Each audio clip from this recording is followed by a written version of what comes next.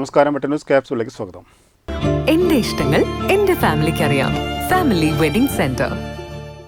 നീണ്ട നാളത്തെ കാത്തിരിപ്പിനൊടുവിൽ ചമ്രോട്ടം പാലത്തിനോട് ചേർന്നുള്ള അപ്രോച്ച് റോഡുകളുടെ ശോചനീയാവസ്ഥ പരിഹരിക്കുന്നതിനായി നവീകരിച്ച പദ്ധതിയുടെ രണ്ടാം ഘട്ട പ്രവൃത്തികൾ ആരംഭിച്ചു. ചമ്രവട്ടം പാലത്തിൻ്റെ പടിഞ്ഞാറ് ഭാഗത്ത് തൃപ്പരങ്ങോട് പഞ്ചായത്തിൽ വരുന്ന 300 മീറ്റർ അപ്രോച്ച് റോഡാണ് ഇപ്പോൾ നവീകരിക്കുന്നത്.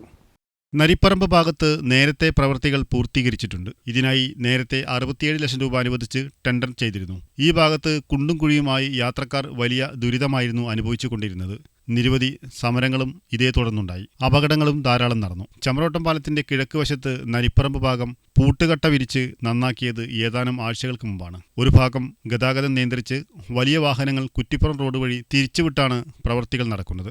3 ദിവസത്തോളമായി പണികൾ തുടങ്ങിയിട്ട്. നിലവിൽ ജില്ലയിൽ തന്നെ ഏറ്റവും തിരക്കേറിയ റോഡുകളിലൊന്നായ തിരൂർ ചമ്രോട്ടം റോഡ് ആയിരക്കണക്കിന് യാത്രക്കാരാണ് ദിവസവും ആശ്രയിക്കുന്നത്.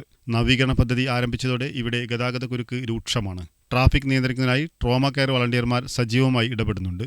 അതേസമയം ജോലിക്കാർ കുറവായതിനാൽ പണികൾ ഇഴഞ്ഞാണ് നീങ്ങുന്നത്. റോഡിന്റെ ഒരു ഭാഗത്ത് പകുതി പോലും പൂർത്തിയായിട്ടില്ല. കൂടുതൽ ജോലിക്കാരെ വെച്ച് പ്രവൃത്തികൾ നടക്കുകയാണെങ്കിൽ പെട്ടെന്ന് പൂർത്തിയാക്കാൻ കഴിയും. വെട്ടൻ ന്യൂസ് ചമ്രവട്ടം.